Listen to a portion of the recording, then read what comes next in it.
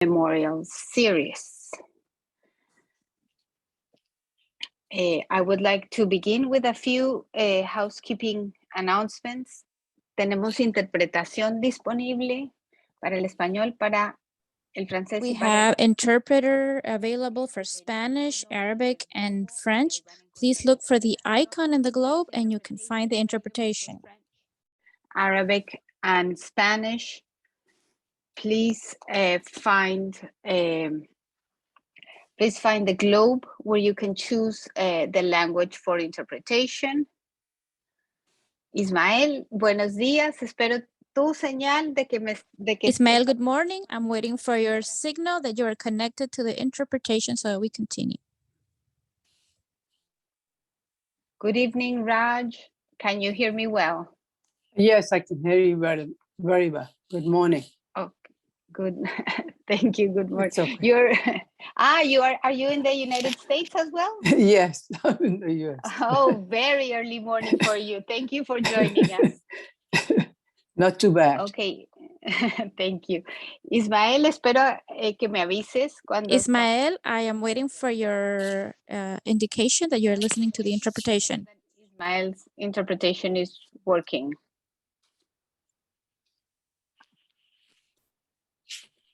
Hola, Elena. Good morning, Lina. Yes, it is working. Spanish is working. Perfecto. Okay, that's wonderful. Let me begin. I think it's really good that we have two of our panelists. The third panelist is having some difficulties, and so he's going to be arriving a bit late, but I would like to begin. So this is conversation 5B because it's the second conversation on the impacts of climate change on migration. Let me begin by introducing myself. I'm Elena Olea. I'm the Associate Director for Programs at Alianza Americas. And I'm very happy to be joined today at this moment with two persons that have a lot to contribute to this discussion. And they are Ismael Merlos, the Director of Territorial Development at the National Foundation for Development, Fundación Nacional para el Desarrollo in El Salvador, also known as FUNDE.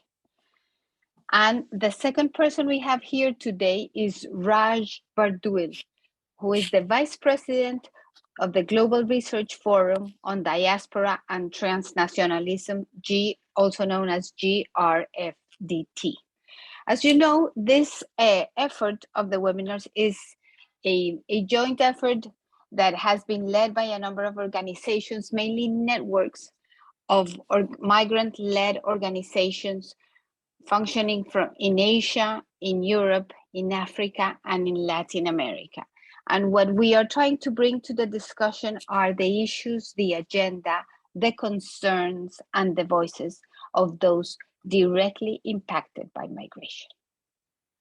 So I'm very happy of having this conversation today. And the reason why we decided to take 2 episodes to discuss the impacts of climate change on migration is because we also believe that it's crucial that we try to create this environment where we are interesting more people to start thinking about climate change and migration.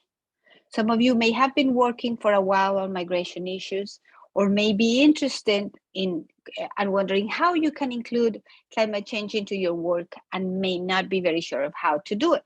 So the first thing that I would like to ask our 2 guests today is first to introduce themselves and to tell us a little bit about the work they've done in the past and why now they are working on issues connected to climate change and migration. Raj, allow me to start with you. Welcome. Thank you very much, Elena. Except I think I am named as Umo Diallo, so this needs to be corrected, but doesn't matter. Okay. Thank you very much to you for moderating it, and MFA and other organizations to to organize this webinar and to invite us to share our thinking, our concerns, and why we are interested in this. As you said, I am one of the vice presidents at GRFDT. I have been involved in the work on migration and development for a very long time, both as an academic researcher and also when I worked with the United Nations in New York, as well as in the field in Ethiopia. My interest has been on labor utilization or employment. And as part of employment, migration fits in. Although I think more recently, over the last 10, 15 years or so, there has been more interest in the issue of migration, and especially in the, I would say, 2006 or thereabout.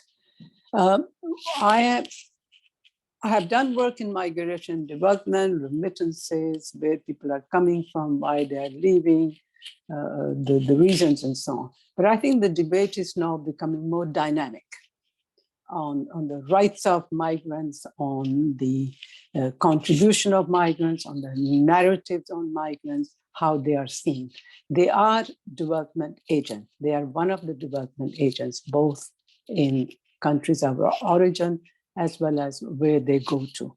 It's the narrative that are framed around that, which are distorting the actual contribution.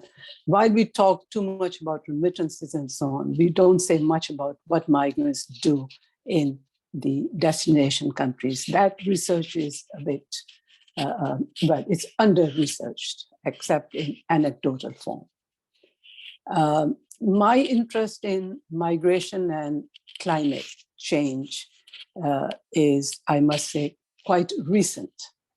I think the discussion on climate change has taken steam in the last few years, okay? Not long ago, but the connection is now coming up very clearly, especially now since the GCM, the Global Compact on Migration, has gone through the various processes, and its predecessor, the GFMD, was a Global Forum on Migration and Development. Why I got involved in this through personal experience. I'm from one of the islands in the Caribbean, and we have had a number of natural disasters in the past. Some 35 years ago, well, in 1978, I had a little house which was lost to Hurricane David. That was a ferocious hurricane. And that's not 78 to, no, that's like 50 years ago, okay, almost, but 40, 50 years ago. But since then, we have been having a lot more frequent hurricanes.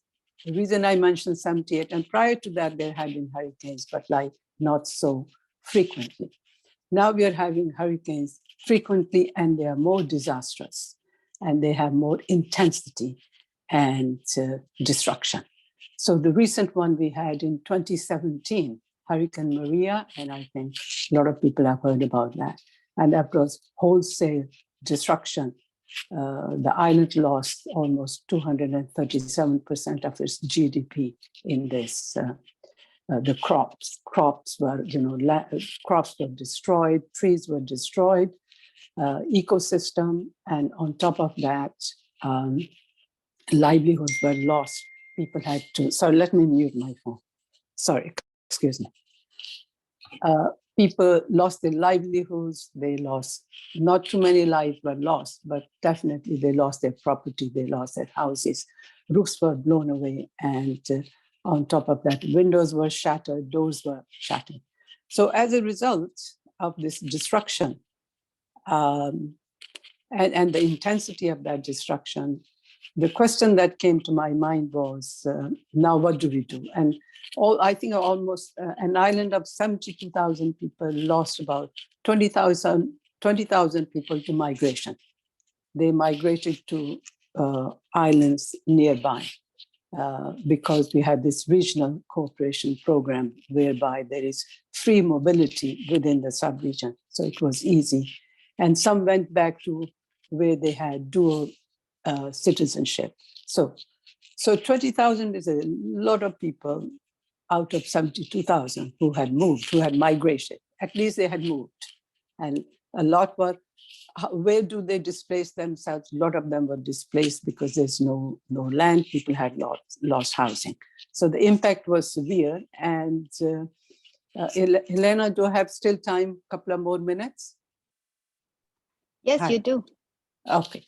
So as a result, there was help, international assistance to help to rebuild this island. And the step that the Prime Minister took, the Prime Minister of Dominica, was to set up under his office a climate resilience executing agency for Dominica. And the role of that agency, with the help of donor funds, was to then identify the structural damages that were done, ports, seaport, airports, infrastructure, roads, ports, bridges. There was wholesale destruction. It was devastated, on top of agriculture and so on. So this agency was supposed to have created standards so that building standards are followed, so the houses are not that unsustainable, or that they are resilient to such shocks, sudden shocks, or the damage is less than what was experienced. So this made me aware. I wasn't there, but I went back a year after. And remarkably, a lot of work was done in between, I would say, 6 to 12 months period, that it's a functioning, for the time being, functioning society. So there is that.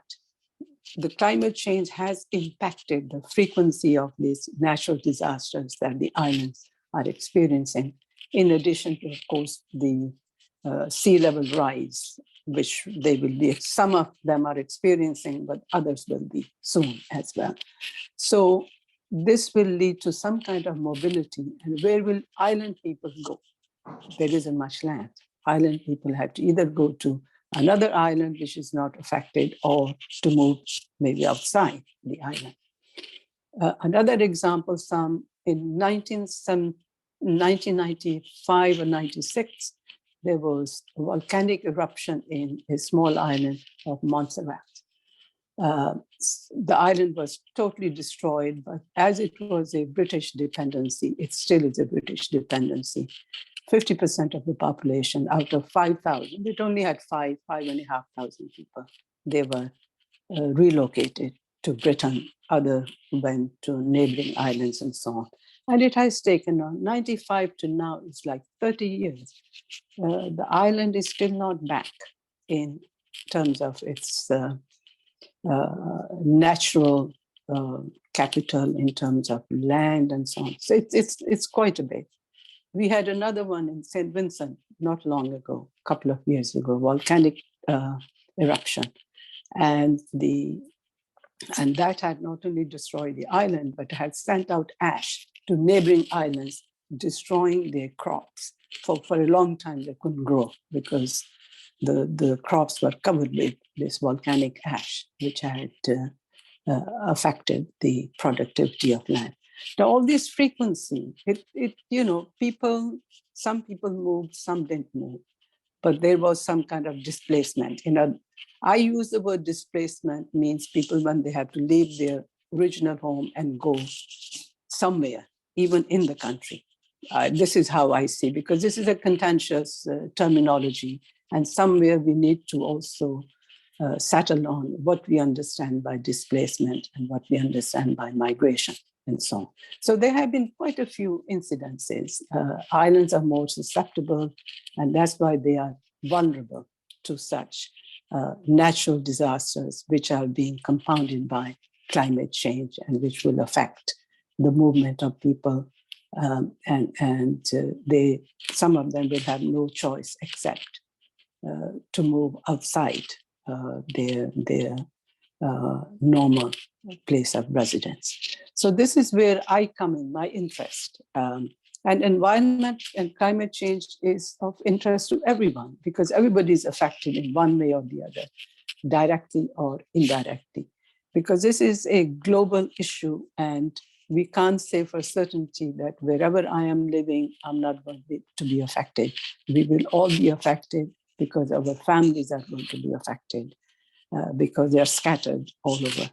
So I think my interest, so I began to do now initially theoretical research to understand what sort of work has already been done in explaining to what extent climate change is a driver of migration. It is not a cause. It's not a cause, it's a driver of migration. We know it's a very complex.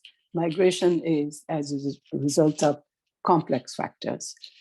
We all know social, economic, political, and now we have this climatic factor as a driver of migration. So I think it's fascinating to try to understand how these disasters, whether they are natural disasters, climatic onset or slow onset or sudden onset of these events, how they affect mobility. And our understanding will be where these disasters are occurring, what sort of disasters they are, and who is coming in their way. In other words, when such disasters are happening, where people are living, are they more exposed to these disasters and therefore their response will be different? Are they away? Should they be in the harm's way or should they be relocated? So I think these are some of the issues we need to understand. How they are affected, who are affected, and often it is people who are marginalized, people who are poor, people who are in rural areas, who have access to fewer resources, who are climatically affected more because they are in subsistence agriculture in many countries, sub-Saharan Africa, in Asia, Latin America too. So people who are in rural areas and they draw their livelihood from agriculture, climate change, whether it's in the form of high temperatures, temperature increases, or whether it's in the form of drought because they're not getting the rain, or in the form of floods, that there is the floods are washing their lands off and dispossessing them of whatever little resources they have. So in that way, marginalized people, whether they're indigenous, people who are under-resourced, people who are poor, people who depend on land for most of their livelihoods, they are going to be impacted. The extent to which they will move will depend upon what sort of resources they have and where they will move. And so I think I will stop here because I will wait for another question and then I will talk about how people move, where they move, and why they move, where they do. Thank you. Thank you very much, Raj. Ismael, I would like to ask you now to tell us a little bit about yourself. I like the contrast between the work that Raj is doing, where she comes from an island, you know, and the threat, among others, of sea level rising. But as she mentioned, winds, you know, the power of wind in a hurricane, water. She also mentioned volcano eruptions. And I find this contrast wonderful because you are part of the platform Semi-Áridos, semi-arid, which is another effort of organizations who are working together on trying to face another great challenge of climate change, which is heat and, of course, the impact on dry lands and on conditions of aridness. So Ismael, welcome to the forum. Please tell us a little bit about yourself, about the work you do and where you work. Muy bien, Elena, muchas gracias. Primero agradecer la oportunidad de participar en este espacio que en la plataforma Semiárido. First, I would like to thank you for the space and this platform. I think it is very important because we are trying to see the impact of the climate change and natural disasters have on migration. That is why this issue is of great importance. I am Ismael Merlos, as you have mentioned. I live in El Salvador, and well, I was born and I grew up in the field, and I am still highly linked to the field, mainly in terms of territorial development in a wider framework. Territorial development, multidimensional development. That, as you have mentioned, I also am a part of the semi-arid platform in Latin America, which is an instance that we created with other civil and civil society in my area. The South American Chaco comes to mind in Argentina, but also it has a part of Bolivia and Paraguay. And we that participate in representation, let's say, in some sort of way, of the dry area in Central America. So we have the spectrum, the geographical territorial spectrum that we work in. It is it's very wide, and obviously in a territorial issues go through a lot of difficulties because of poverty. I wanted to take advantage of this space, Elena, a little bit to comment first on how I see the issues of these things will be evolved, how the migration will be evolved in these, will be affected in these countries. I remember 50 years ago in El Salvador, for example, I don't know, Guatemala and Honduras had the same thing, but El Salvador had a lot of migration to Honduras and Belize.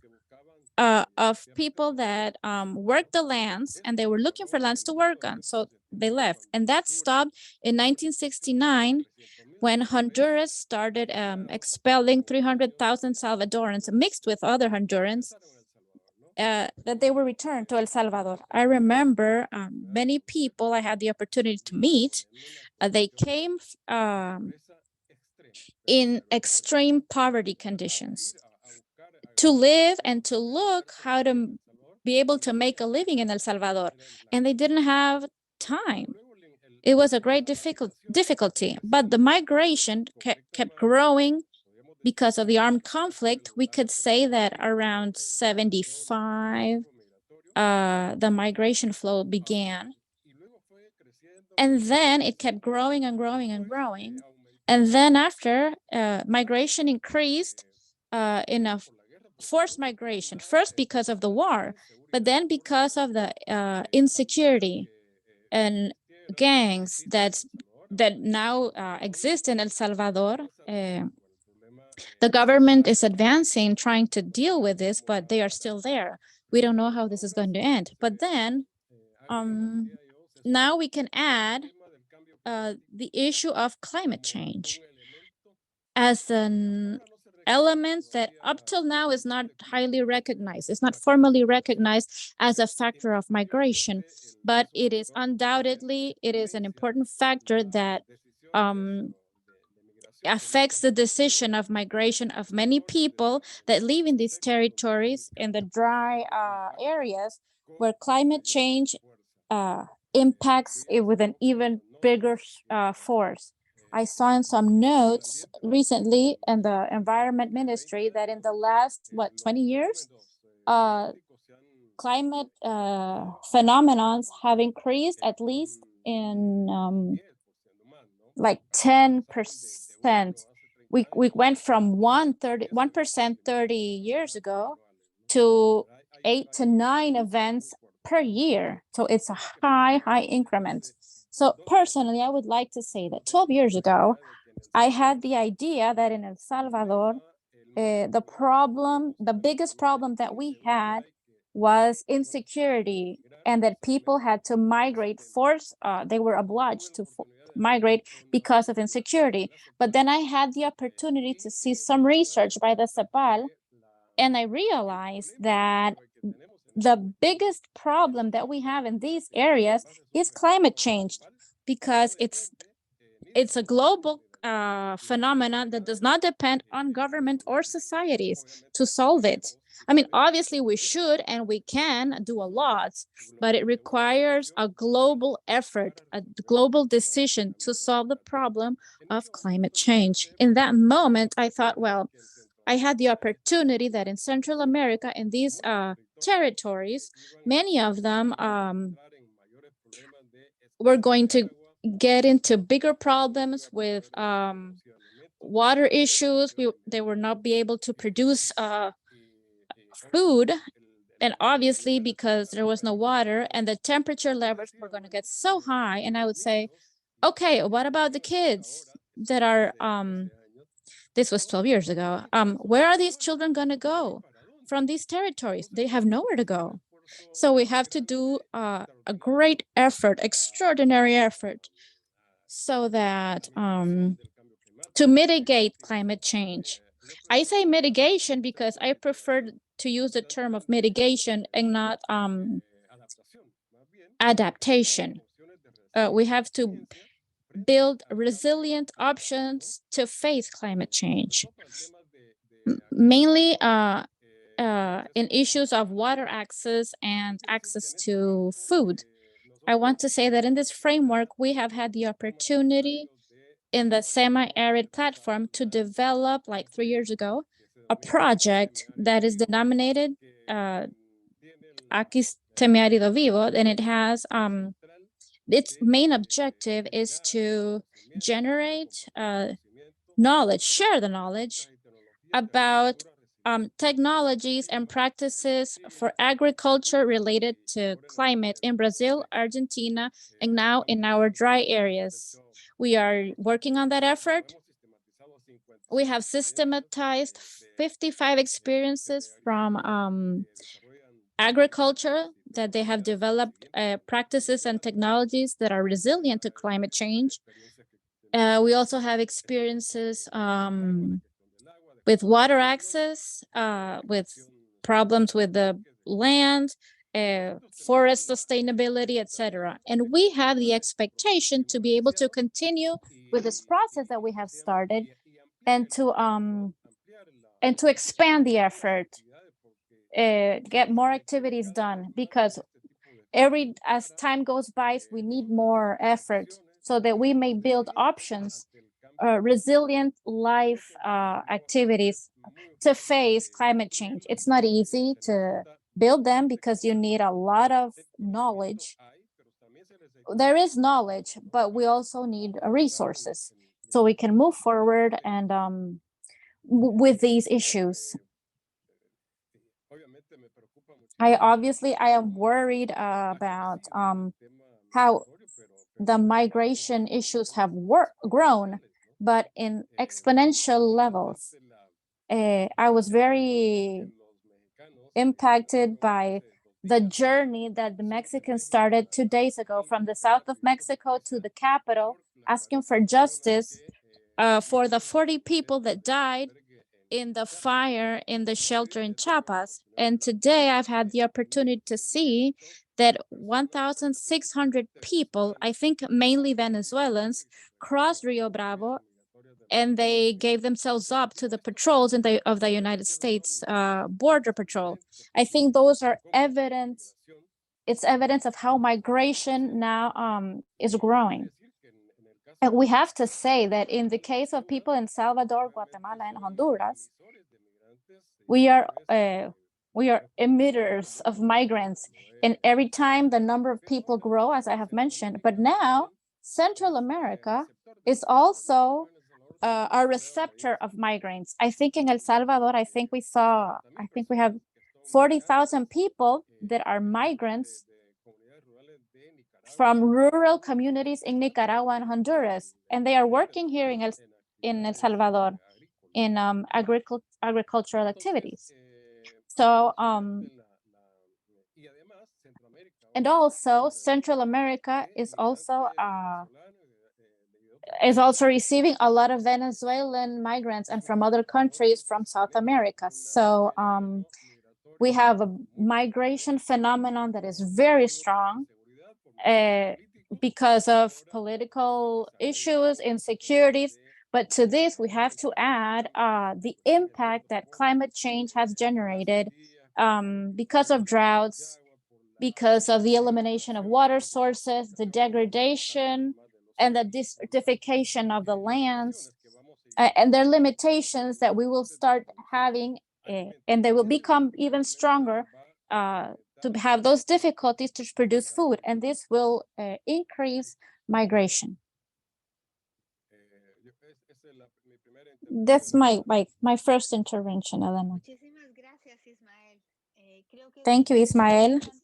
I think it is very interesting and very enriching to listen to from experience what is happening in many regions. I'll move back to English. Our third speaker today to discuss the impacts of climate change on migration is Mamadou Goita, who is the board chair of the Pan-African Network in the Defense of Migrants' Rights, PANIDMIR.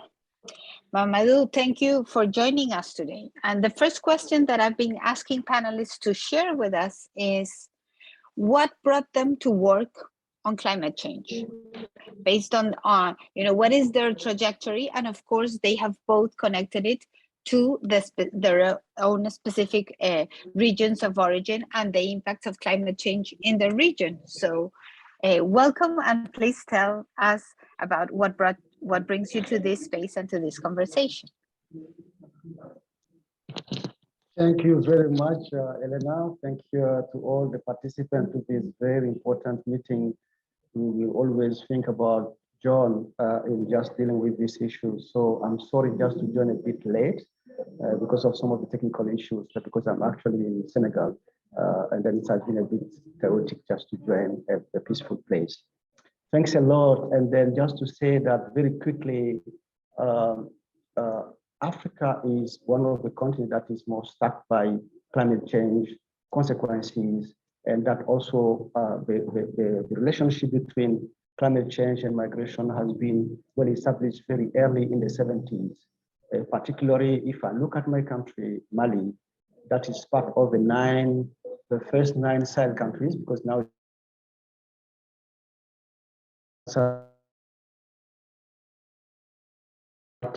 what is the mobility issues online with climate change. In the early 70s, particularly the rainy season,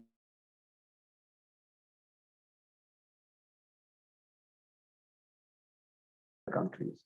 And if you look at the first big movement of people just going in the coastal areas, but also the biggest part of it going to France, for instance, from Mali, from Mauritania, from Niger, is that period.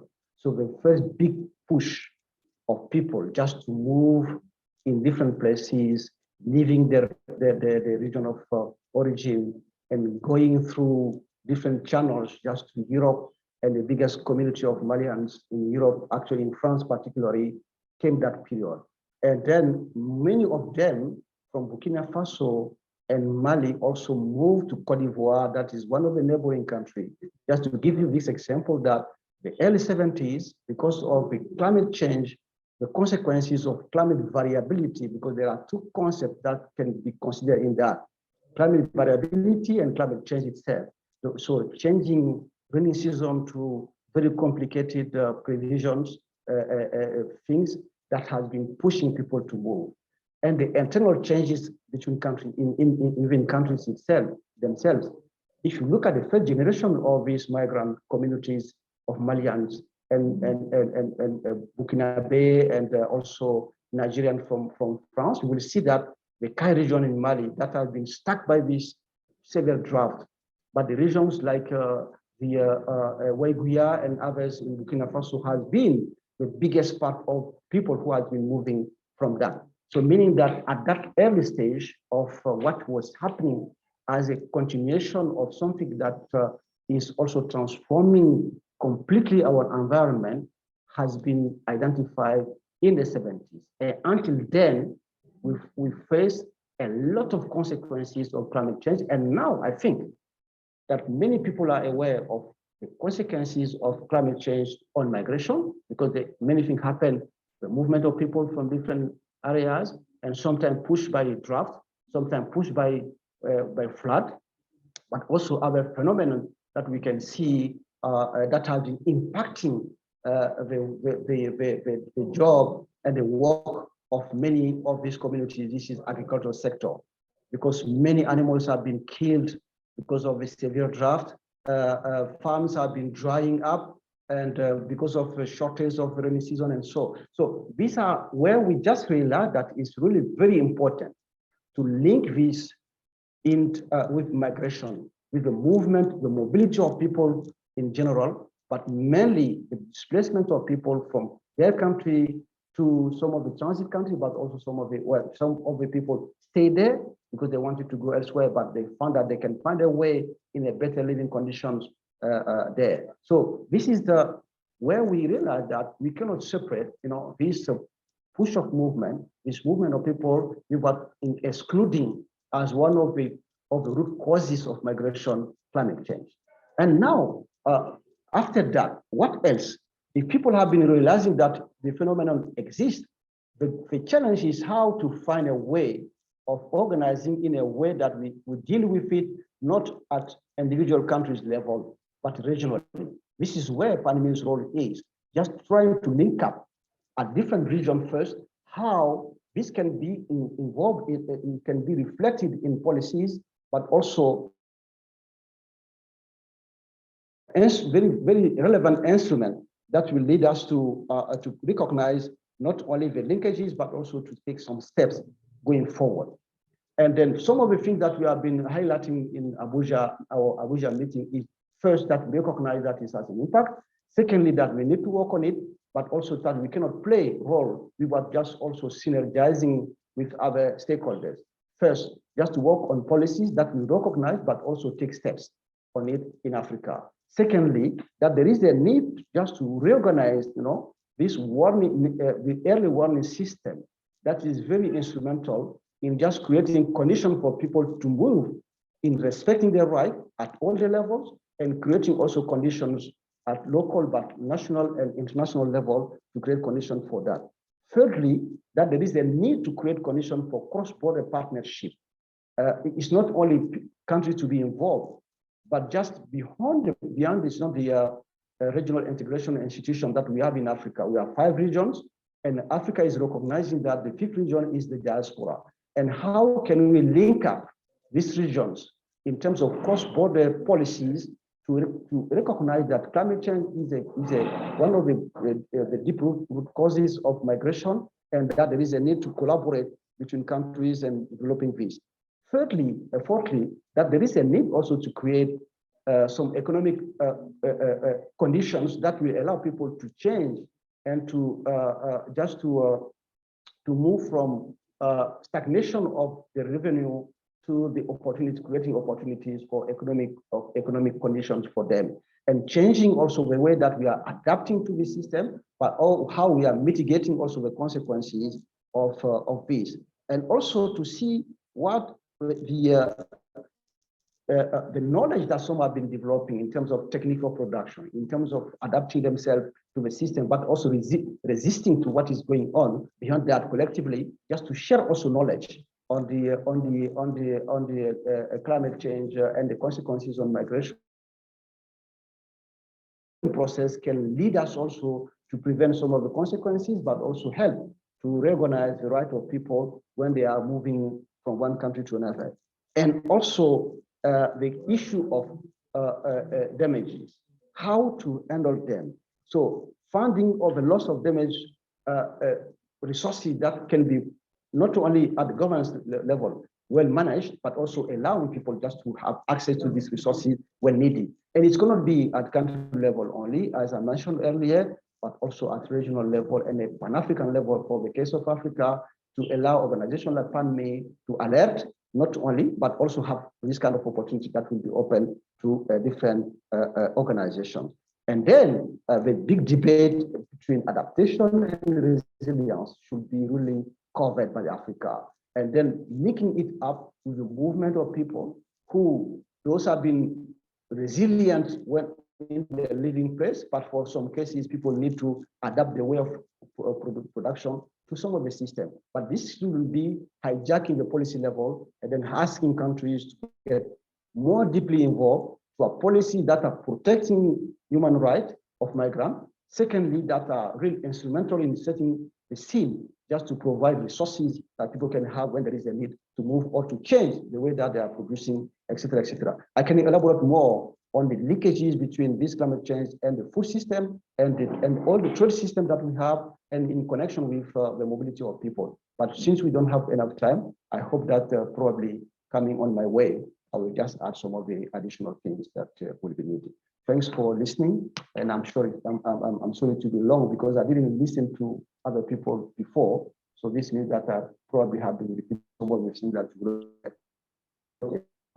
for giving me the floor. Thank you, Mamadou. Thank you very much. I think that this first round really allows us to understand from where the three speakers are sharing their views. You know, what is their experience, how climate change has impacted the regions that they are working. But I also think it's interesting, and I would like to ask you in this second round that you try to speak a little bit more in depth about what you're specifically working on and what each of you believes to be the solutions. So Raj, I would like, you stopped kind of in the middle of your analysis, and I would like to ask you to continue. And if I may, I had the opportunity to be with you, I think it was last week or the week before, on a conversation where loss and damage was mentioned. And you were very much on point, kind of asking everyone to be very concrete and specific. So I was wondering whether perhaps that's something that you can also add to your discussion now. Thank you very much. At the moment, as I said, I am exploring because we can't say climate change is the cause of migration. I mean, that's for sure. I'm a researcher and I continue to understand that the causes of migration are complex. It's not just one factor that pushes people out. There are some which act more strongly than others, but it's in totality, social, economic, political, environmental, and now climate. Now, when these social, economic, and political causes or factors put people in highly vulnerable situation, and on top of they are affected by climate change. And these vulnerable people are not rich. They are generally poor people, and they get poorer because they get their livelihood from agriculture, which is subsistence for most of them. They are they have less capacity, both financial as well as in terms of knowledge and other resources. And on top of that, they're living in areas which are affected by this climate change. For example, people living in arid areas, as Ismail was saying, already you have lost quite a bit of your capacity and capability and resources because the land is not producing. And if it's not, if it's rain-fed agriculture, and that means you're totally dependent on, and then rains are not happening because it's dry season, and with high temperatures, the precipitation is increasing and so on. So that means you are actually going further and further down. Even though people are resilient and they will opt for many coping strategies. They may send one child or one person somewhere in urban areas who would send some remittances so that there is some kind of work going on in rural areas. There are others who may try to sell whatever little they have or do other things to see that they don't take this last step of leaving and migrating. Now, migration is not a quick, it's not spontaneous. Okay, that's what I want to impress on. People don't migrate spontaneous. They don't just get up one day and say, well, I'm going. They only go because they have had enough. They have exhausted all the options they can think of, all the various strategies, mechanisms. And when nothing is working, they say, you know what? I have nothing to lose. I'm going to lose either way. If I stay here or if I take this perilous journey, I'm going to take this perilous journey.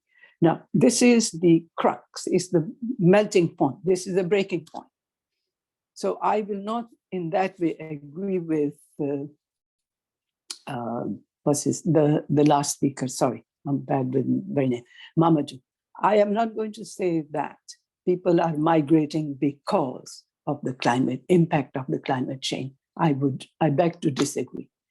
It is because they have lived in situations which are making them more and more and more vulnerable.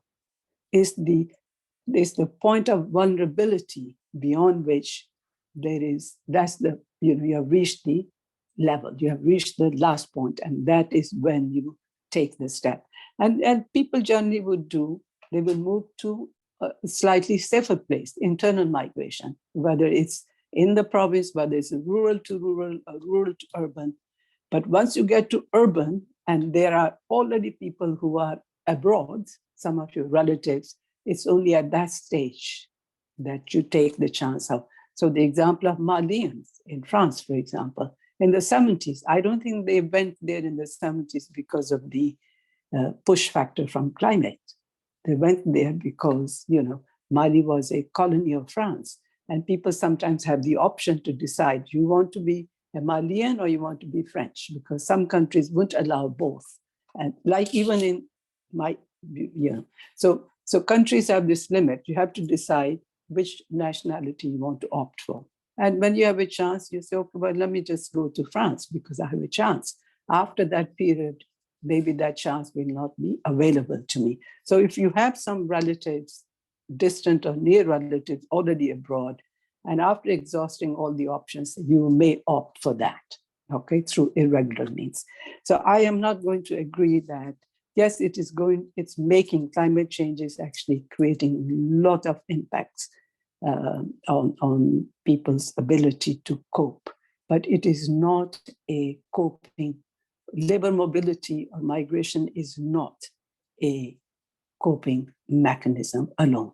It's one of those, and it will start with internal to regional, and then at the end, not people move to countries across borders just because they are in a highly vulnerable situation. There are a lot of factors that influence that decision. So I think we should not jump to that conclusion. We need to do quite a bit of research to understand who are these vulnerable people who are taking that step to go. In the case of the Northern Triangle, this is very clear, because I don't think, the situation is different because people have been affected by droughts, and these droughts are affecting people's livelihoods. Livelihoods are giving rise to conflict, is giving rise to insecurity, physical as well. So all these gangs and so on. And then on top of there are people who are trafficking. So I think there are many factors. So we need to understand this complexity very carefully before we jump to the conclusion that this is, and then come out with policies and so on. I totally agree that we have to have a regional kind of agreements. Some countries have, even with us in the Caribbean, we have sub-regional organizations, and then we have the CARICOM, where there's free mobility. But that free mobility doesn't automatically guarantee you labor mobility. In other words, you can't freely work. You still have to look for visa, work visa, okay? But you can move. If there is a distressing situation, you don't have to wait for a visa. And you have a passport, you just pack up and you go. Okay, so that's very good to have, because within borders, there's mobility, and within regions, there's mobility. And we have a lot of examples and experiences where people, even the example of Dominic I gave you, when people moved, they moved to another island because they could move. They didn't need a visa. They had a relative. It's the same culture, it's the same connections. You have uncle there, you have aunt there, you just move because you have those social networks and so on. But they came back. Once the situation, they came back to rebuild. And there was government assistance to rebuild their housing. They got material support. The problem was there was no manpower left. They couldn't access affordable labor to build their houses or to renovate their houses and so on. So during that period, we had migration from Haiti. Haitians came, people from Haiti came to work the land, and some of them are still there. They got certain visas to work because at that time, Haiti was a member of the CARICOM. Now, so it was okay for them to come, but now I think because of what is happening there, they are not anymore a member of CARICOM. So there is this visa issue and so on. So this happens. So I think regional cooperation is very, very important. You have Mercosur in the case of South American countries where there's free mobility. And in the case of, I believe in the case of Argentina, you can actually work if you're from the region. And later on that work, that can give you to permanent residence. So there are examples, things are happening. But to say that, people will go to another country outside the region, I think we need to do quite a bit of work on that. And as regards my own specific work, as I said, I'm still trying to understand through my research and to actually see how do we explain what sort of people are moving? What are their circumstances? What's their level of vulnerability? What is the economic vulnerability? What is their social vulnerability? We need to map regions, areas where there are more adverse climatic effects. So mapping is very, very important. And I think this is, I am not going to do the mapping, but to work with other people who could, but we could do as researchers, go to areas where there is some kind of movement away from their particular place of residence into the next place where they think they can secure better livelihood, and try to understand whether these are micro-level studies of this mobility, and then come to some conclusion and see how climate change is impacting people's decisions to move to either internally or where possible regionally or then beyond. So I am at this stage of research, and for the vulnerable islands, I think it's very important that we understand where they're going to go. If they're submerged, some of them are already, some islands, the Maldives, my research is not in the Maldives or in the Pacific, who are much more vulnerable. And some governments are making an effort to see if they have to relocate their population, then they have to acquire some kind of space for their people. So I think it's a collective effort. All stakeholders at all levels are expected to handle, to deal with this situation, because climate change as part of globalization. You see, the other thing I was saying, there is work on globalization and how it is benefiting, not benefiting. But I think we haven't paid attention to developing frameworks to address in a globalized world global issues such as climate change or the pandemics or the health-related diseases. These are global issues, but the frameworks don't exist. They are not there.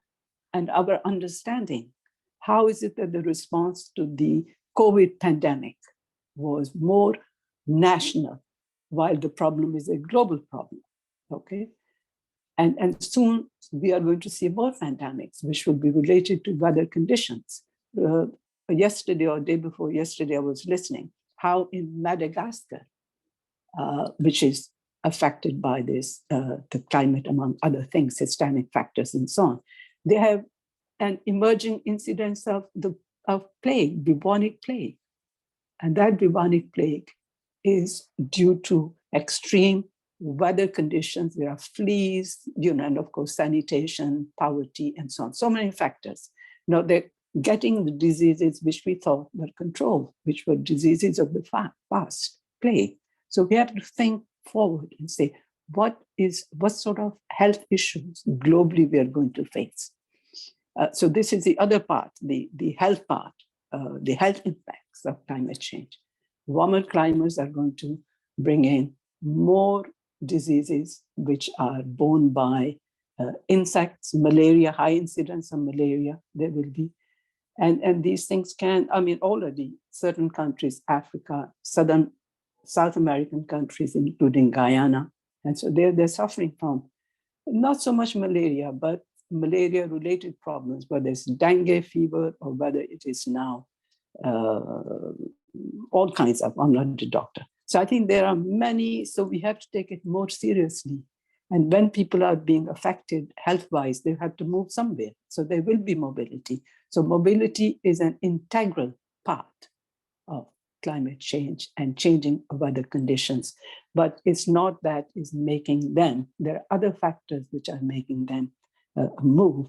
I particularly enjoyed Ismail's as well as Mamadou's, their presentations, because they are based on experiences in the field. And it's important that we use and share the knowledge which already exists on agriculture matters. For example, Israel, which is basically, it doesn't get much rain, and yet they are self-sufficient in food production and export for that matter. The technology they use is conducive to those conditions. They use drip, they use irrigation, they use drip irrigation. And I think they have exported this technology to some other arid areas like Zimbabwe or some African countries where it doesn't rain that much and where food is produced through, not through irrigation methods, but on rain-fed. So there are, and I think, I'm sure there's a lot of research being done in this area and how adaptation or mitigation is, I mean, all these responses, whether it's mitigation or adaptation, are important to deal with this issue. International efforts are important. National efforts and national frameworks, planning and policies are critical because it's your people.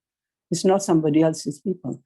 You as government of that, representative of those people, are also serious, need to be serious and responsible for how to tackle. Yes, resources become a constraint. Yes, the debt, that's the other thing I wanted to talk about, debt, external debt, that public debt that most developing countries, almost low income and lower to upper middle income countries are experiencing. The debt to GDP ratio is quite high in some countries. In the case of Barbados, it's 120% GDP to debt ratio.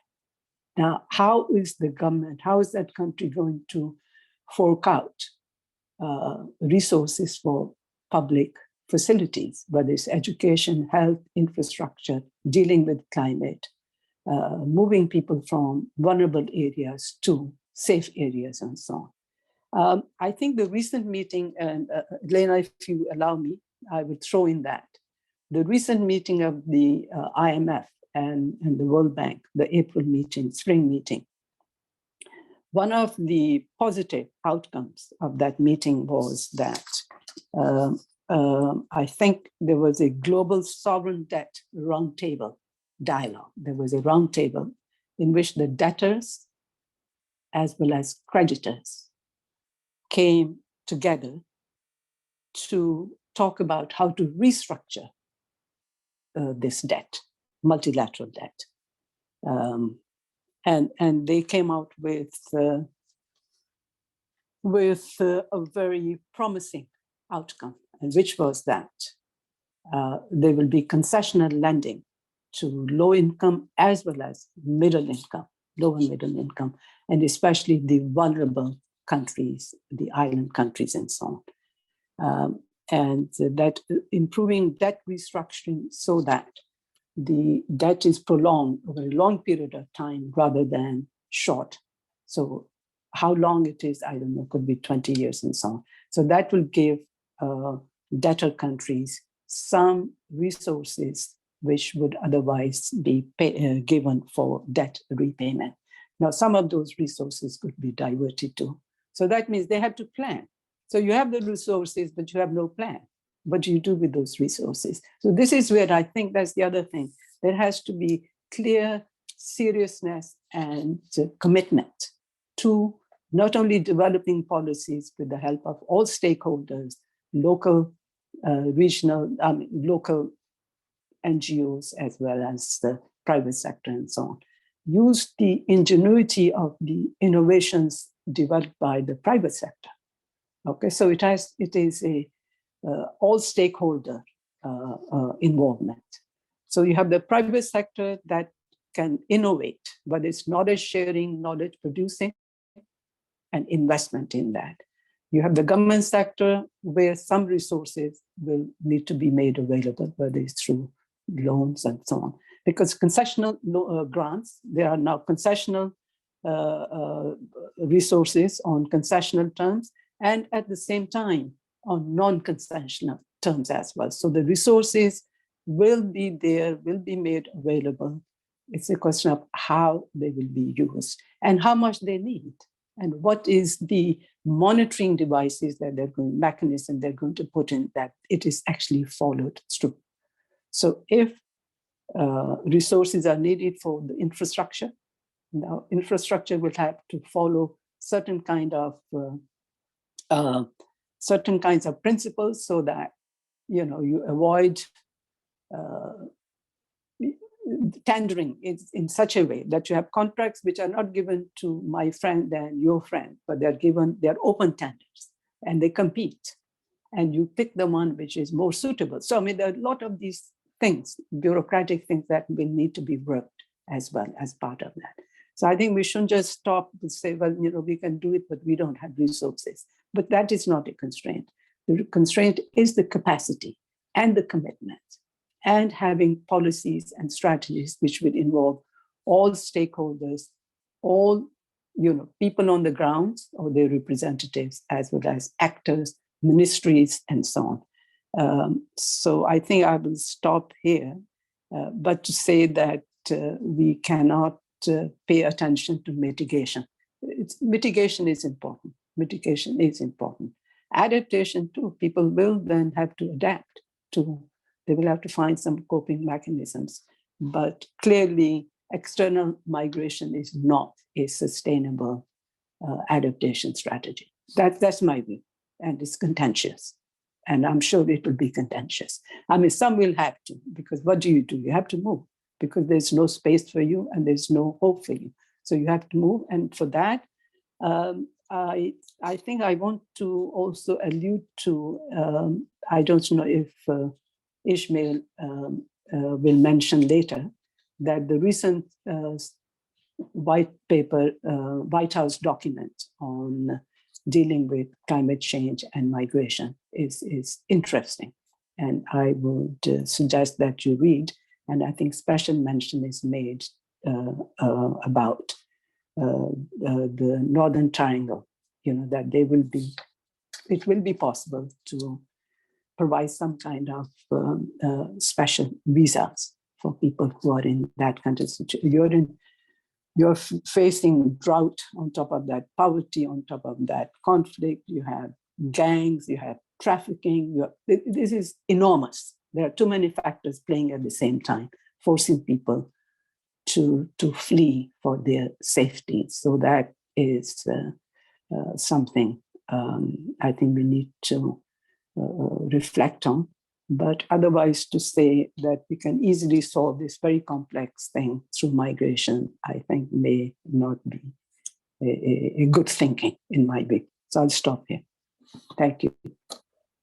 Thank you very much, Raj. I would like to ask participants who want to ask questions to please start doing so in the Q&A option, which is available there, so that we can organize for the presenters to to answer the questions. We have to be mindful that we have 25 minutes in this to finalize this conversation. But if you have any questions, please join the chat. I'm sure that many of you have been like me, taking notes on some of the things that have been discussed today, because they are quite interesting and they are definitely thought-provoking, which is part of what we want to build in this series. Ismael, I wanted to ask you specifically, and you said this in your prior intervention, you said that you were for mitigation, that those were options of resistance. And I particularly appreciated in your intervention that you mentioned two things that I think sometimes we lose sight of. First, it's not only that people are the efforts to try to prevent people from being forced to migrate, as something that you mentioned that is part of the work you're trying to do. But the second element, which I also would like to underscore from your intervention, is also understanding that migrants themselves are being impacted by climate change, which was part of of what you were describing of what's happening in El Salvador. So if you could talk a little bit more about why for you the answer is mitigation, not adaptation, and the work you're trying to do to make sure that people are not forced to migrate, I think would be extremely helpful.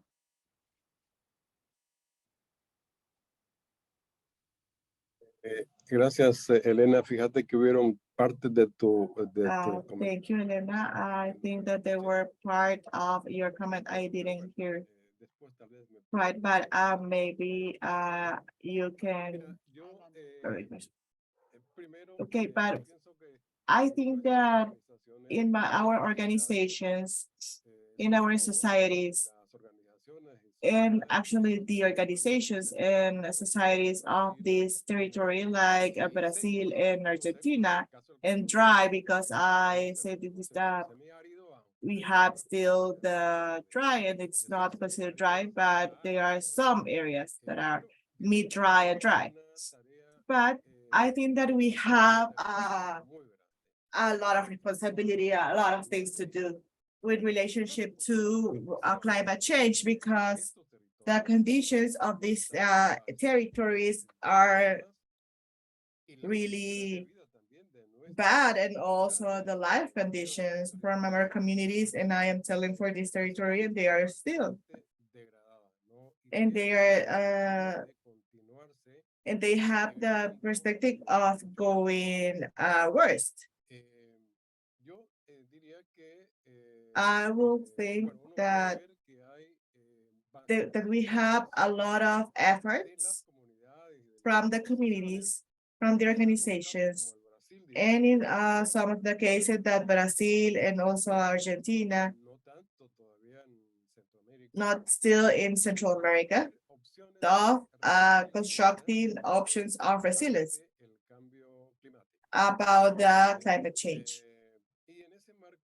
And in that frame, we obviously had been doing a lot of efforts already, because it's really visible to see these efforts that are going hand by hand and they complement themselves. One of them is with the cropping of rainwater, recollecting rainwater. And I think that Brazil has the leadership of this whole constructing facilities for this rainwater. In Argentina also we have that option. But in Central America, they had started some experiences with the experience of Brazil of constructing these facilities for recollecting rainwater, but they are still in a pilot. We are constructing small facilities for these recollection. We have been doing it with women in some of the communities in El Salvador. But how I perceive this, for the conditions of our territory, it's a urgent need. We have to keep advancing in the construction of these facilities for the access of water. Obviously, that's not everything. But that's something. And all the other subjects that we can perceive in our countries, in El Salvador, in Guatemala, Honduras, in Brazil, and a lot of countries, we have been, it has been taking a lot of force of this to develop ecological food systems, basing in the ecology or the study of the environment, how you want to say it. I think that it's the only option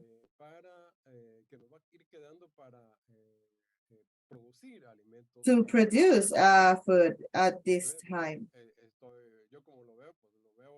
Like I see it, we are still in a integral multidisciplinary focus to be effective. So I'm really glad to have the contact of a lot of organizations that are still doing with this. They are still with the pilot and they are doing experiments, and they are really recent with using this. But many of the people are interested in advancing with this, and all the resources, because many people have not the capability of buying. And we need to develop food that are resilient to our context.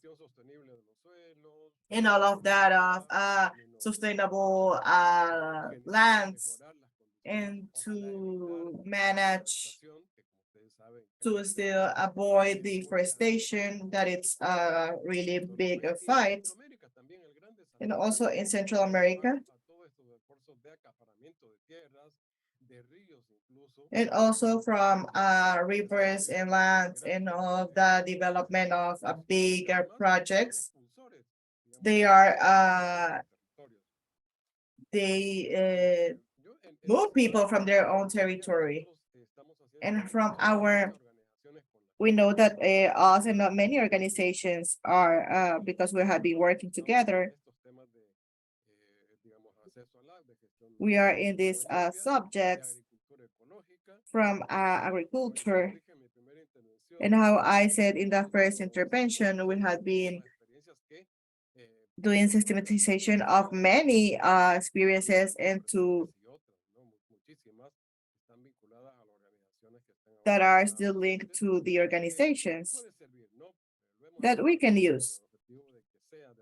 We had been using this with the objective to that we can share knowledge of what we are doing. And also we did a program of education to distance. It has been a challenge, but we accomplished in Brazil, in Argentina, Nicaragua, to participate in this program about management the knowledge for the adaptation. I say adaptation because the project has that concept, but I think that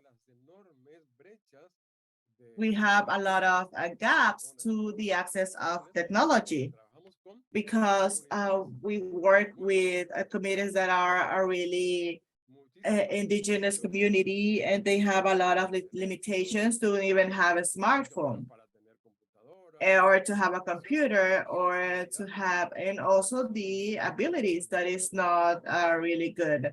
We're the ones that were born in technology, but it was a really important subject, and we want to share it, and we want to continue doing these efforts. So I will say that for this platform, we have a big challenge, and working with the colleagues in Brazil and creating a survival context, and that Brazil is still in this road. And I think that is our huge challenge that we have. that working with a focus and also a focus of transformation for the construction of resiliency. How I see this, and I love this subject, is transforming how we do architecture. And I'm changing this culture of doing how doing agriculture, because the systems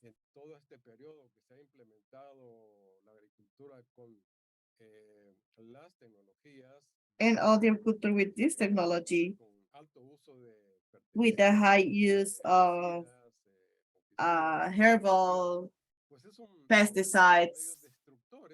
So these are destructive meat.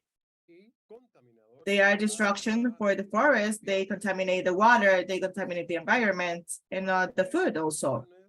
But for me, the option is to transform these systems of agriculture. I don't know if that's even possible, but I think that is something that we need to be speaking about.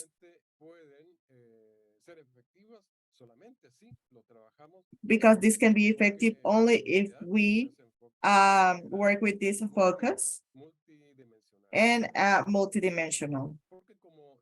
Because how we say that the dry territories, you think that they are conditions where people cannot live, and they can. But we need to do all that effort of restoration. Maybe in the decade of a restoration for the next decades, that we not only see this in events. We hope that we can see concrete options. We can see efforts that the national governments for transformation, they cannot do it this alone.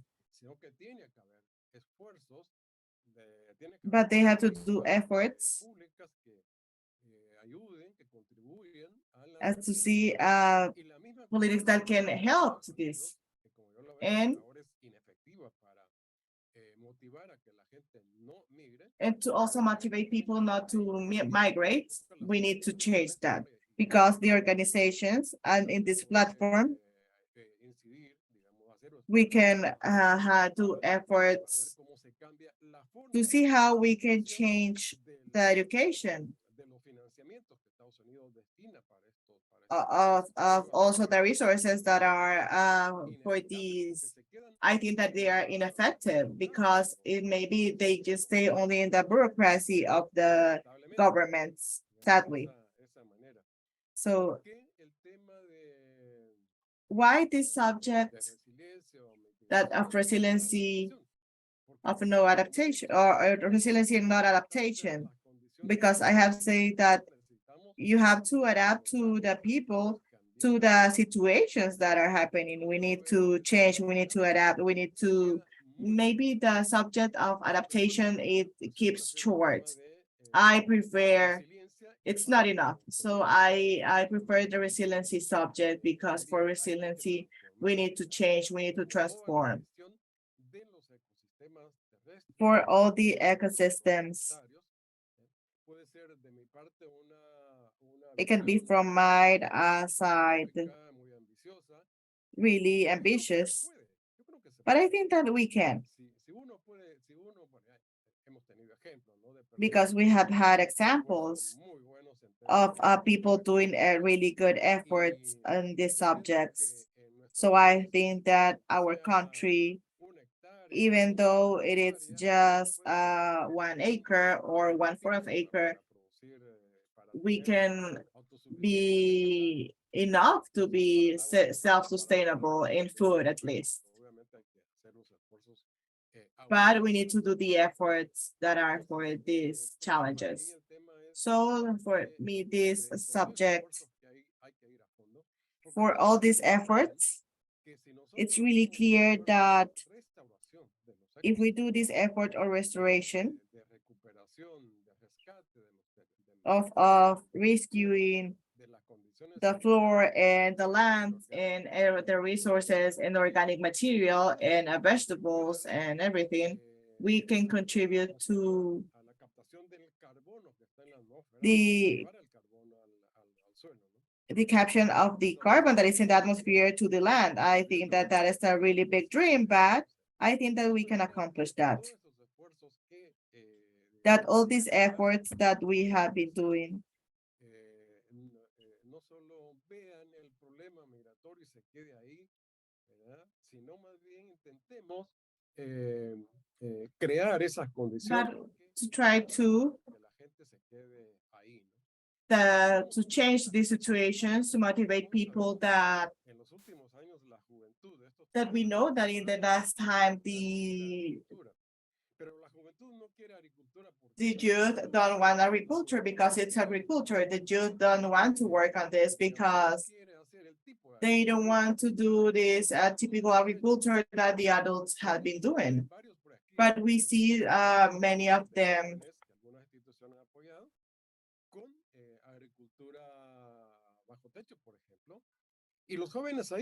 and also under because the young ones are working really heavy, and they can have their own money, and they need investors, they need resources, they need money to invest on the greenhouse and on the collecting rainwater.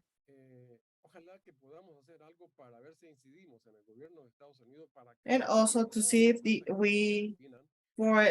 everything that they say that they go to the North Triangle are not only the bureaucracy, but that they go to the territory, they go to the people.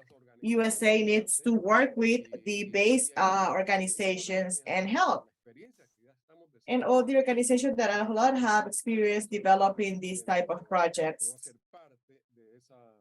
that they can be part of this. So I don't know, Elena, if I answered your question, even though I don't hear the whole question. Al punto. Te agradezco. Yes, I think that you answered everything right on point. My questions were, and now I would like to give the last minutes to Mamadou and ask you, Mamadou, whether you can, in this final intervention, answer some of the questions that are on the chat box. There is a question about migration of people from Mali, which I think that's one you may want to address here.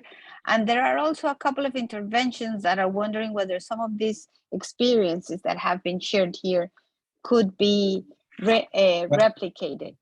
And finally, I also wanted to ask you whether you could explain very shortly what is the Abuja Declaration, because many in the audience may not be familiar with this process. The floor is yours, Mamadou.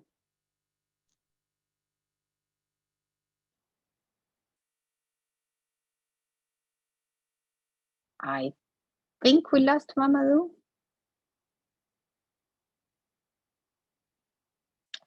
I'm going to give him a couple of minutes, hoping that he comes in. If he comes in, please, whoever sees him on the screen, do not hesitate to interrupt me. I would like to mention briefly that we are in this very interesting moment where we have Mamadou is back. Mamadou, I was asking you whether you could answer the questions on the chat and whether you could explain a bit what was the Abuja meeting and what is the Abuja Declaration. Thank you.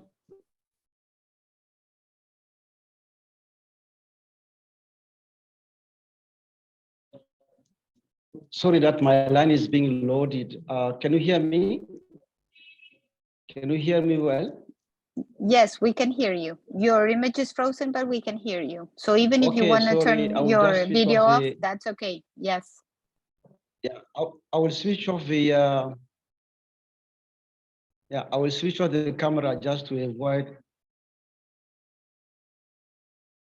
Yeah, I will turn off it. So thank you very much. I just want very rapidly come back on some of the points because I need really to clarify some issues on the case of Mali. Just to tell Raj first that in the 70s, Mali had no such relationship with France. Mali since 1960 have been chosen a socialist regime with a strong linkages with Soviet Union, and then there was no option for Malians like Senegalese or Ivorians to choose between French nationality and Malian nationality. There was no way for us. We were completely disconnected from France, and even our currency that was say far before has been changed to Malian franc at that period.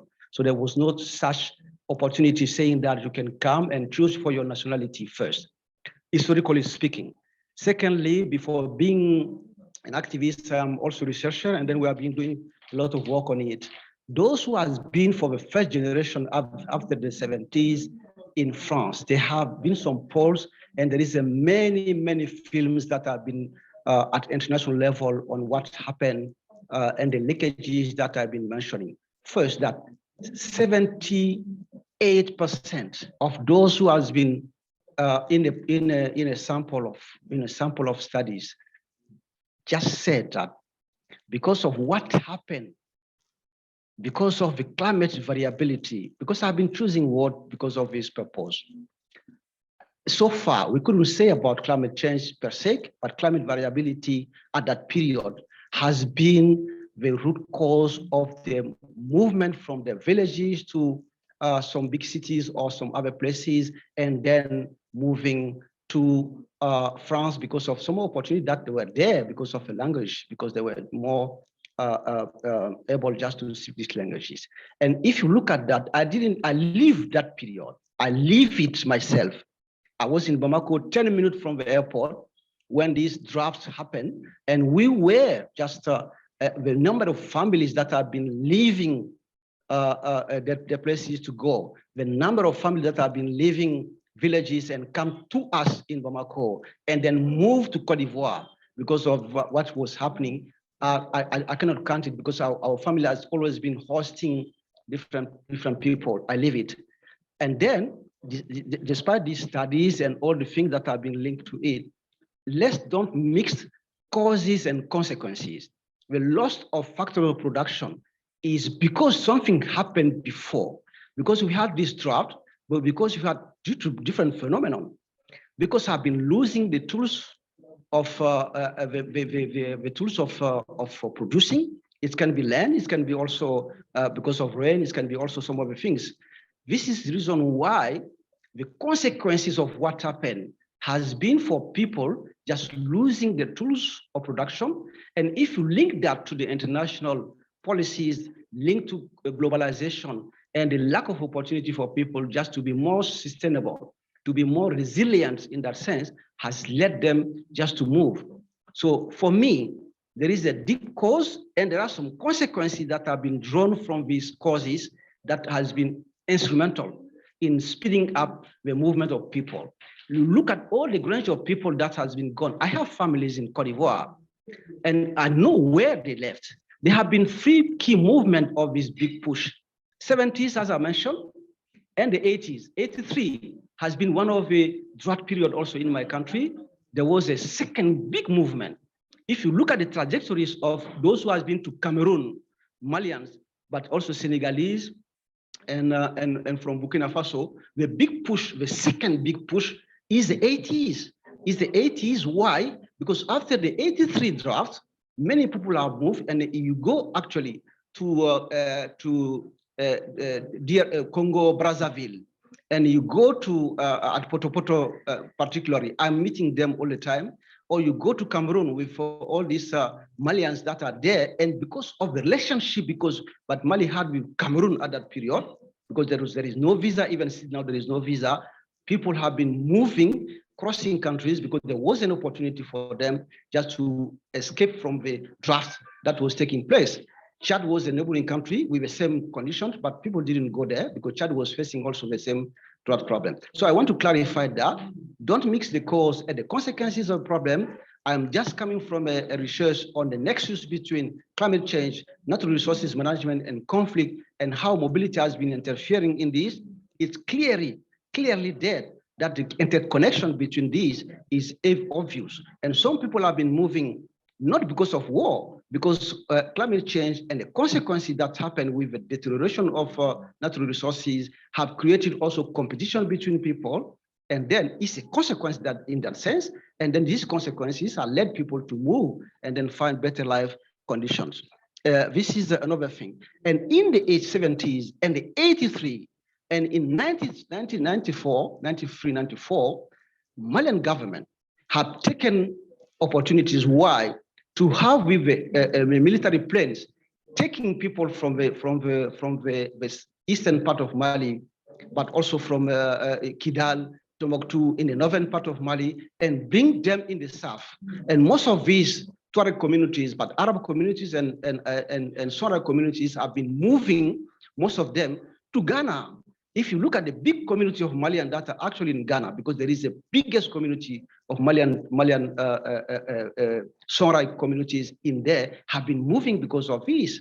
It's not the consequence that pushed them, but the cause itself that is more useful. And this is why I said that it's really important just to look at the vulnerability, not as vulnerability, yeah, policy issues we all know. It's not the only cause of migration. I said one of the causes of migration, and that the vulnerability is not only linked to the conditions, the socio-economic conditions that have been accompanying these changes in terms of variability of climate, but it cannot be just these consequences that can be mentioned if you look at the research and what has been done to that sense. So we have been transporting by military plane people to move, to leave these very hostile places, where is their land of attach, and then bring them mainly in the southern part.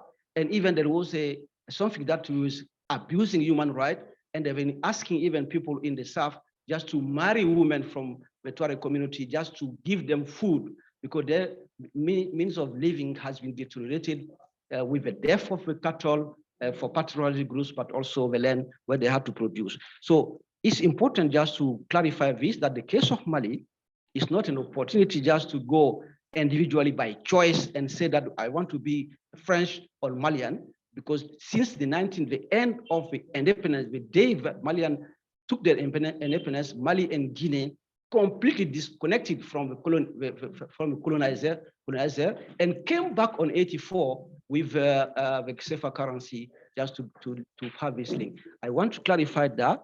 So let's look at what is happening on this part of migration actually. And the movement of people is due to climate change and to climate variability. And then the consequences are more likely to push people actually to go than the sense, and some has been choosing to go themselves. My grandparent in the village, my mother's father have left his village, came back in the south, and then went back when conditions were there. But some other will probably choose to go, and many other people have gone to France because of climate variability and the impact that it had in the crops and the living condition of people. And many young people left that period and went to different countries where they have better conditions in terms of climate, even though some of these countries also have been facing the same problem. So I want to clarify that and say that the policy should go that way. If you look at the deep causes, you can address these causes either, or you have an issue of resilience that can come on board and see how policies can allow people to be more resilient for less mobility in that sense, or just in case of adaptation where they are going, but also respecting their right in the departure country, like the case of Mali or Burkina Faso or Niger or Chad, and the transit country mainly, that can be some of these countries, and also go to some other European or other countries that can be the host country. So it's very important. Malians have moved because of that. We have different data, we have different conceptual things, and we have different perceptions on what happened. This is why we have many films, we have many documents that has been written on this 70 draft. Was one of the very critical period that we have been facing this kind of situation as a cause of mobility of people internally, but also out of our country. So I will just stop here saying that it was a very interesting debate, and we deeply hope that this will help also to open our discussion. And lastly, Elena, Abuja was a convergence meeting for African CSOs and diaspora, African diaspora. We have been inviting our mechanism, not only to have our our periodical capacity building meeting, but also to launch GFMD 2023 at African level. So to allow this opportunity that we had to address the key issue that are the key thematic areas, and also have a convergence we view as African CSOs and diaspora to move forward with as a process to GFMD. So we gathered there just to discuss about the issues, and then also to come with a declaration that has been shared here. And the issues that have been discussed, among them, climate and migration is one of the issues. We talk about diaspora, we talk about labor, and other related issues that were relevant for us just to discuss on the governance issue. So this is what I can say. Thanks a lot for just associating me to this very important meeting. And we continue to pray for John, our friend, our brother, so that his soul rest in peace. Thank you very much. Thank you, Mamadou. Well, I was wondering whether Ismael or Raj would like to make any final comments. I know there was also someone who was asking to speak from the floor, but I don't know whether there is the possibility to move that person to panelist. I am aware that we are 6 minutes beyond the time, and I know that you may have other commitments, Ismael, Mamadou, and Raj, so I don't want to abuse of your time. It has, I think, been a very interesting conversation. It has definitely been thought-provoking, and I think it's good that we are able to listen to these different perspectives as we develop our own. I think it's important to highlight that the Abuja process is also the beginning of the African consultation in the process of the Global Forum on Migration and Development that is going to take place at the beginning of next year. And we will surely have discussions moving forward as part of the People's Migration Challenge to this on these specific topics, trying to discuss what are our hopes and our expectations from what has been discussed before. In the same order that we have spoken, Raj, would you like to make any final comment? 2 or 3 minutes, sorry. Yeah, thank you very much. First, let me thank the speakers, you for moderating it. What I want to say was that, yes, there is, can you hear me? Hello? Hi, Helena, can you hear me? Yes, we can hear you. Okay, right. What I want to say in this last couple of minutes is that there is a clear need for research on understanding the nexus between climate change and migration. Yes, while it is not a cause, it's as a result of so many other factors which compound the situation and perhaps make people decide there is nothing else except they have to move. But I still, I would like to thank Mamadou for clarifying. And of course, I am not arguing on that. I haven't done research on Mali, but that was just my thinking on that. So I think we need to do some serious research in this to understand and to see how then this nexus can be reflected in national and regional plans. In other words, the national plans perhaps should have migration as to mainstream migration, mobility, migration, to mainstream them in national development plans. And there's a need to do this mapping exercise so we know where people are and what sort of situation they face. If they continue to live in drought-prone areas and they don't want to move, then adaptation will be key to that. In other words, to provide technologies which will enable them to sustain themselves. And in fact, why should people be relocated? I mean, I don't agree that they should be moved if they don't want to move. If they want to move is another thing. But if they don't want to move, then facilities have to be provided to ensure that they can mitigate, they can adapt, okay, that they have other opportunities to improve their livelihoods so they can live there with dignity. So I think that is very important, a point to take, one of the takeaways. Now, the other point of, it is important also for countries that don't have any regional frameworks, mobility frameworks. Some countries have, as I mentioned before, in the Caribbean and in West Africa and in East, Southern Africa and so on. But perhaps in Asian countries, I'm not aware of if they have. So it's good to have some kind of agreements, whether it's bilateral, whether it's regional agreements. Not because you want to move your people there, but it's if you don't have that, and when the situation is very bad, it will be very difficult to have those frameworks, because then it will be very obvious that you want to have these agreements because you want to send your people. So it's good to have that agreements with neighboring countries within the region, so that there is collective spirit, that people are, safeguarded, because we are living in very uncertain times of climate change, other political and health issues and so on. So these are very uncertain times. So as we have more cooperation among neighboring countries, within regions or among regions and so on, I think this will be one way to protect people. So this will be one of the takeaways from this. Thank you very much. Elena, you have done a fantastic job. Thank you very much. Thank you, Raj. Okay, Ismael, please go ahead. My big takeaway from you is resilience.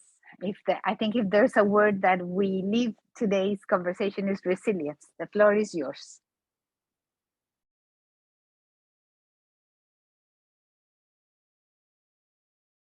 Gracias nuevamente, Elena. Mira, yo Thank finalmente... you, Elena. I think that at the end, I just want to say two subjects. One, have we seen in the last meetings, we don't have our recognitions in different levels of the migration of a result of the climate change. And I think that that's a subject that we need to be working on. And we can see in the El Salvador that climate change that is out of the public agenda. And if it's also it's not in the public agenda, they don't have strategies, they don't have resources. We have few ideas of what we can do, of the requirements of the information, and also in the frame of the conference of the United Nations. But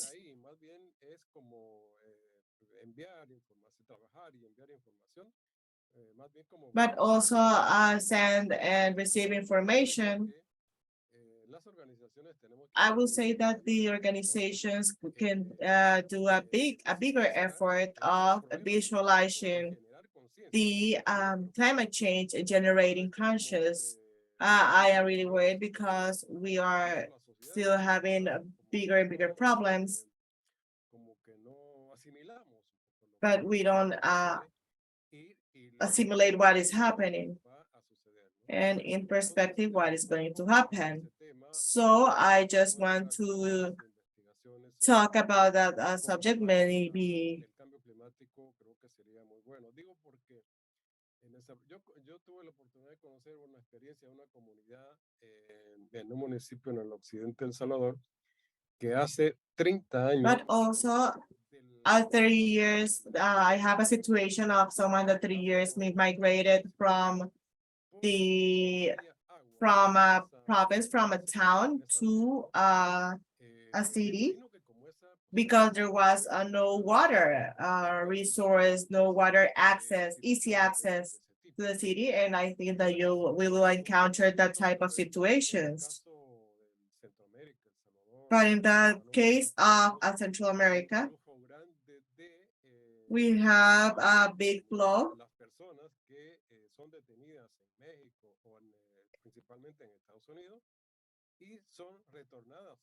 But also there are many people that migrate to the US when they are returned to their country, when they are returned, they don't have bigger problems.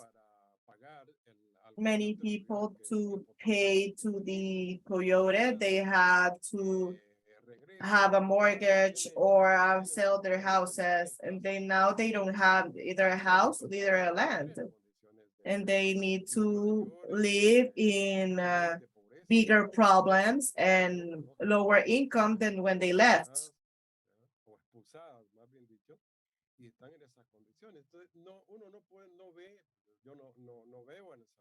Because I don't see this in El Salvador. I don't know if in Guatemala or other Central American countries. And to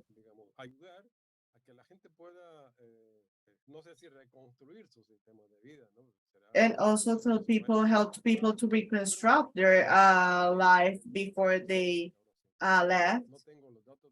So I don't have the data of how many people there are, but there are a lot.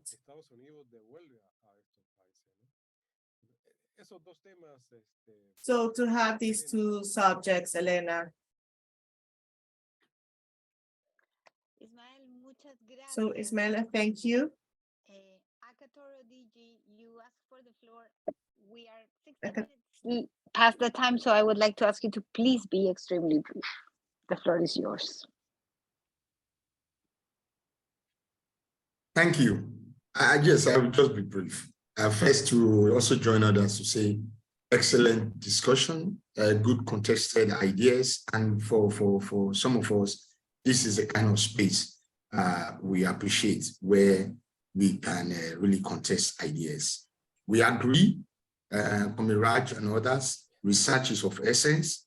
As a trade union organization on the continent of Africa, we are pursuing a research that is looking at climate change and jobs and the effect of it. So my idea is let the different group allies here, related research, climate change and gender and women, let's have the different dynamics, climate change and indigenous people, the effects and mobility. Let's bring them together. A body of research that we can use to advance our course will be useful. Of course, the point Mamadou made earlier, and I think he has come back a bit to clarify some of that, is to also say that the effect of climate change, yes, Raja, I agree with you, it's not so much that it's an option, people have to move. For us on the continent, the structural issues still need to be dealt with. And these structural issues also have a way of impacting climate change. The privatization of the climate, where the rich can pollute and bastardize the environment just for profit, still an issue that we really need to revisit. But on our continent, we have seen that when you have that, it also, especially in the Sahel, it is contributing to communal conflicts where communities, because of climate change effects, people are beginning, the fighting, the insecurity issues are intense. And then, of course, when you fight, the next thing you think when there is conflict is, where do you hide? And so in terms of seeking heaven, people will move. And when people move, communal life, every other thing, livelihood, all gets distorted.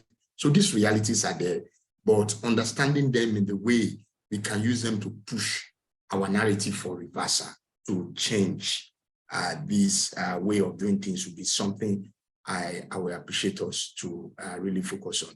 Once again, I want to say thank you to everybody. And I've been glued and I've thoroughly enjoyed myself. Thank you. Thank you very much. Mamadou, you want the last word? 2 minutes and 2 minutes only?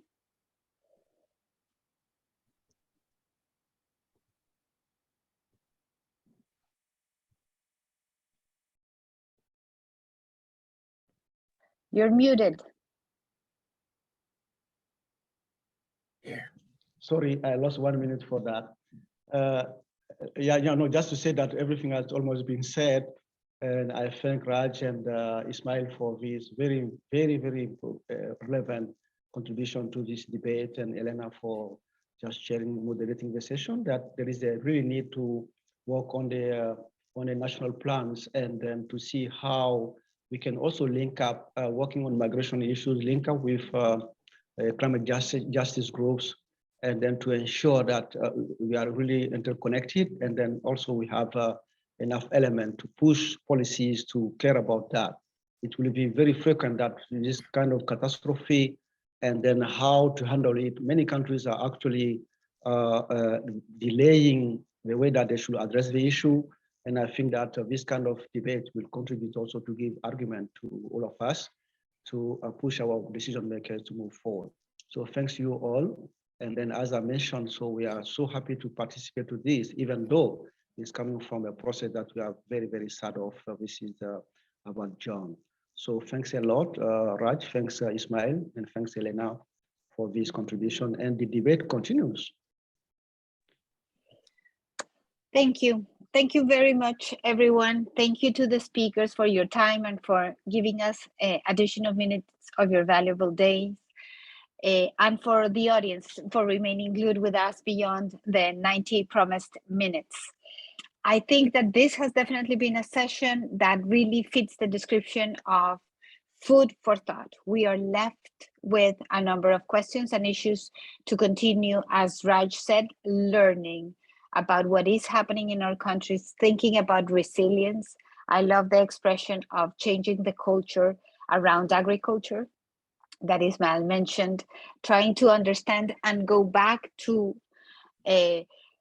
what really brings us all together, making sure that migration is only and ultimately an option and not the only way for survival. And I think that this debate on climate change and migration precisely puts us there. I want to thank everyone for being here today. And I also want to make an announcement that as the discussions are moving forward around the Global Forum on Migration and Development, we may plan additional sessions in the month of May to cover some of the topics that are being discussed, to share some of the views of organizations in different parts of the world around this issue. So please keep an eye for our announcement for some sessions during the next month. It will be busy, but it will be as interesting, and it will be definitely as thought-provoking as this morning for us, this evening for some of you has been. Thank you, everyone, and have a very good rest of the week. Thank you. Goodbye. Thank you. Bye-bye. Thank you. Bye. Bye-bye. Bye. Thanks, Mamadou. Thanks, Raj. Keep in touch. Bye.